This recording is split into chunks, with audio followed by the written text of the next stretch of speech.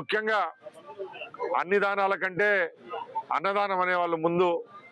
ఇప్పుడు ఎవరైనా ప్రమాదానికి గురైనప్పుడు, అత్యవసర పరిస్థితిలో రక్తం కావాల్సినప్పుడు రక్తం దొరక్క ప్రాణాలు కోల్పోయిన వాళ్ళని చాలా మందిని చూస్తూ ఉంటాం మనం.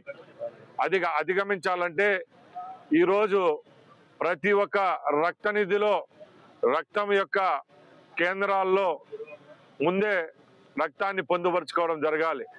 దానిలో భాగంగానే ఈ మంచి కార్యక్రమానికి శ్రీకారం చుట్టడం జరిగింది.